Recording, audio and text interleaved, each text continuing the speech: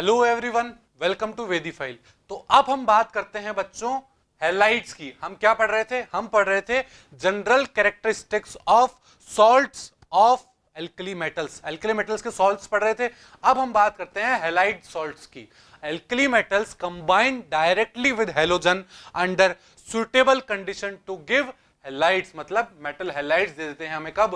अगर alkali metals की reaction हम हैलोजेंस के साथ करा दें। फॉर एग्जांपल, अगर सोडियम मेटल की रिएक्शन में X2 के साथ करा दूं, किसी हैलाइड के साथ करा दूं या हैलोजन के साथ करा दूं, तो मुझे NaX मिल जाएगा, एक मेटल हैलाइड मिल जाएंगे।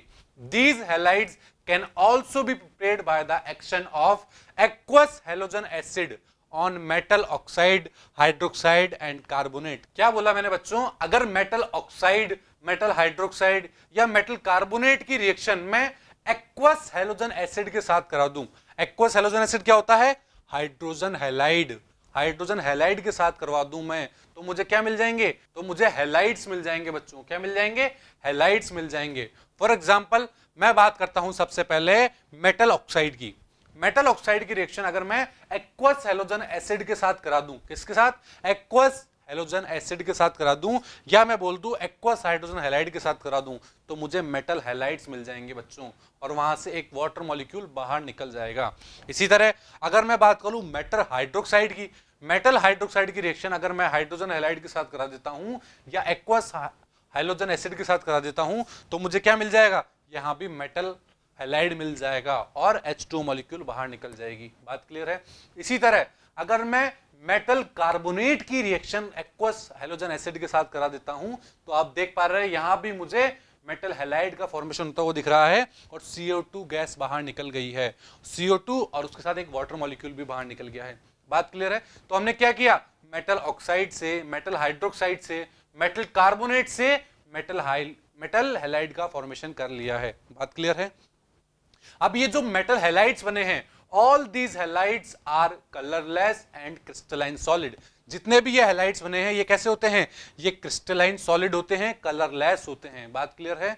अब मैं बात करूं इनके अंदर बॉइलिंग पॉइंट, मेल्टिंग पॉइंट या सॉल्युबिलिटी की ट्रेंड की, कि solubility, boiling point, melting point का ट्रेंड हम किस तरह कैलकुलेट करेंगे, किस तरह आइडेंटिफाइड करेंगे, उसके बारे में बात करता हूं। So the trend in boiling point, melting point and solubility of alkali metal halide can be understood by polarization effect। इसको हम समझते हैं बच्चों polarization effect से। किससे? polarization effect से हम इसको समझते हैं। सबसे पहले ये बात, polarization क्या होता है?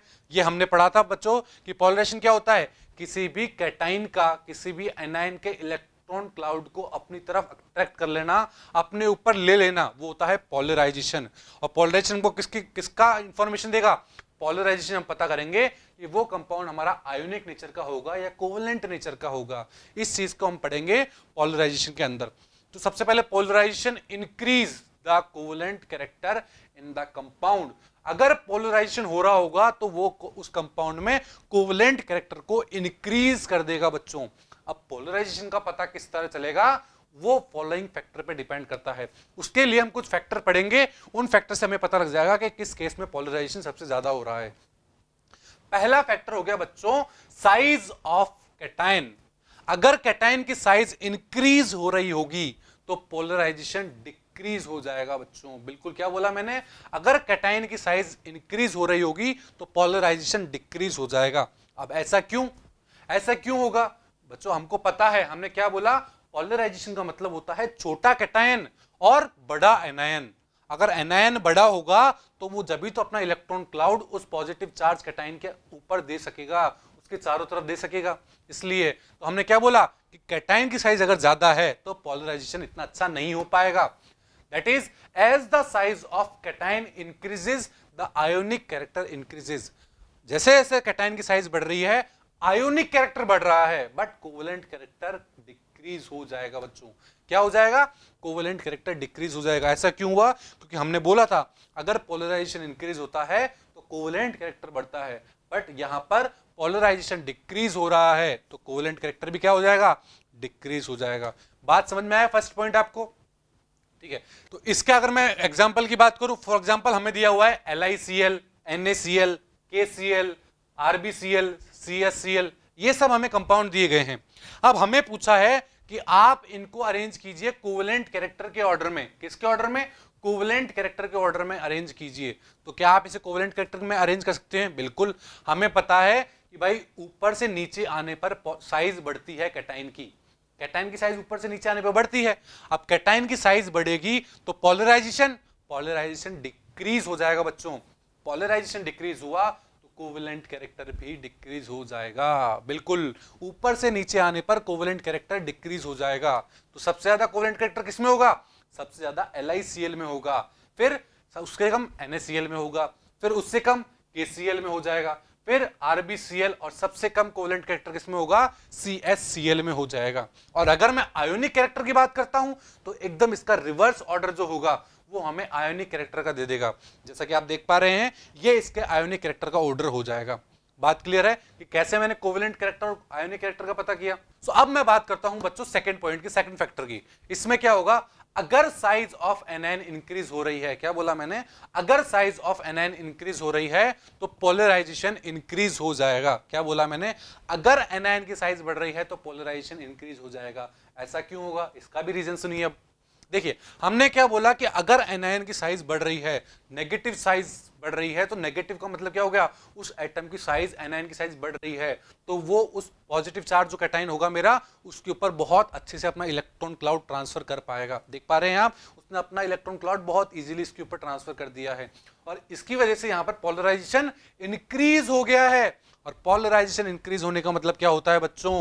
पोलराइजेशन इंक्रीज होने का मतलब होता है कोवेलेंट कैरेक्टर में इंक्रीज होना। बिल्कुल। तो अगर मैं बात करूं LiX मतलब LiF की, LiCl की, LiBr की, Li की, तो इसमें क्या देख पा रहे हो आप? हमारा मेटल तो सेम है, कैटाइन तो सेम है हमारा, बट जो हमारा एनाइन है, क्लोरीन, ब्रोमीन, आयोडीन, इनकी साइज चेंज हो रही है। तो साइज अगर एनाइन की ज्यादा कहां पर है? आयोडीन के केस में। तो आयोडीन जो होगा उसका कोवेलेंट कैरेक्टर सबसे ज्यादा होगा, फिर लिथियम ब्रोमाइड, फिर लिथियम क्लोराइड, और सबसे कम कोवेलेंट कैरेक्टर किसमें होगा? लिथियम फ्लोराइड के अंदर होगा। बात क्लियर है? समझ में आया आपको? अब मैं थर्ड पॉइंट की बात करता हूं बच्चों, थर्ड फैक्टर की बात करता हूं। थर्ड फैक्टर हो गया चार्ज ऑन कैटायन इंक्रीजेस। अगर कैटायन के ऊपर चार्ज बढ़ रहा हो, क्या बोला मैंने? कोई भी कैटायन है मेरा, उसके ऊपर अगर चार्ज बढ़ रहा हो तो वहां पर पोलराइजेशन इंक्रीज हो जाएगा बच्चों। अब वो कैसे होगा उसको भी समझते हैं। फॉर एग्जाम्पल मैंने बात करी NaCl की, MgCl2 और AlCl3 की। आप देख पा रहे हैं यहां पर सोडियम +1 ऑक्सीडेशन स्टेट में है। अगर मैग्नीशियम की बात करूं तो +2 ऑक्सीडेशन स्टेट में है, क्योंकि 2 Cl- लगे हुए हैं। अगर एल्यूमिनियम की बात करूं तो +3 ऑक्सीडेशन स्टेट में है। क्यों? क्योंकि वहां पर 3 क्लोरीन लगे हुए हैं। तो मेटल के ऊपर चार्ज किसमें बढ़ा? एल्यूमिनियम में सबसे ज्यादा मेटल के ऊपर पॉजिटिव चार्ज है। और हमने क्या पढ़ा था? अगर किसी मेटल के ऊपर जितने ज्यादा पॉजिटिव चार्ज होगा, दैट मींस उसमें इलेक्ट्रॉन की कमी है, तो उसकी साइज सबसे ज्यादा छोटी होगी, और छोटी होगी इसका मतलब वो पोलराइजेशन सबसे ज्यादा करेगा। हमने क्या बोला है कि अगर कैटायन की साइज छोटी है तो पोलराइजेशन ज्यादा होगा। बिल्कुल बच्चों। तो इस केस में कोवेलेंट कैरेक्टर का ऑर्डर क्या हो जाएगा? AlCl3 का कोवेलेंट कैरेक्टर सबसे ज्यादा होगा, फिर MgCl2 का होगा, और फिर NaCl का होगा। बात समझ में आपको कोवेलेंट कैरेक्टर का ऑर्डर इसमें कैसे हुआ? इसी तरह मैं फोर्थ पॉइंट की बात करूं कि चार्ज ऑन एनायन, अगर एनायन के ऊपर चार्ज बढ़ जाए, एनायन मतलब नेगेटिवली चार्ज एटम के ऊपर अगर नेगेटिव चार्ज बढ़ जाए तो वहां पर पोलराइजेशन इंक्रीज हो जाएगा। कैसे होगा? फॉर एग्जाम्पल की मैं बात करूं तो इसमें मैं लेता हूं एक सोडियम क्लोराइड हो गया, एक मैं बात करता हूं सोडियम सल्फेट हो गया, और एक मैं बात करता हूं सोडियम फॉस्फेट हो गया। तो आप देख पा रहे हैं यहां पर नेगेटिव चार्ज Cl- ही है। अगर मैं सेकंड में बात करूं तो SO4 2- है, और थर्ड में बात करूं तो PO4 3- है। दैट मींस एनायन के ऊपर चार्ज बढ़ रहा है, और एनायन के ऊपर चार्ज बढ़ता है तो मतलब उसकी साइज बढ़ती है बच्चों। और अगर एनायन की साइज बढ़ रही है इसका मतलब वो अपना इलेक्ट्रॉन क्लाउड उस पॉजिटिव चार्ज एटम के ऊपर शिफ्ट बहुत इजीली कर देगा। वहां पोलराइजेशन इंक्रीज हो जाएगा और कोवेलेंट कैरेक्टर भी इंक्रीज हो जाएगा। तो सबसे ज्यादा कोवेलेंट कैरेक्टर कहां होगा?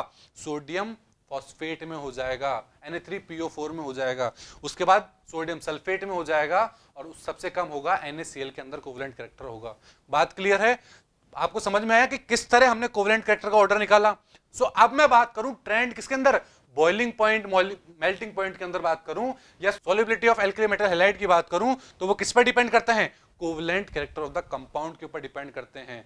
अगर कोवेलेंट कैरेक्टर की मैं बात करूं, so covalent character inversely proportional to boiling point and melting point.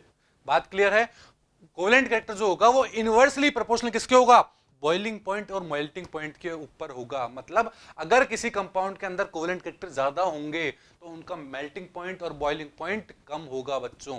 इसी तरह मैं बात करूं, कोवेलेंट कैरेक्टर इनवर्सली प्रोपोर्शनल ही होते हैं solubility of alkali metal halides के ऊपर।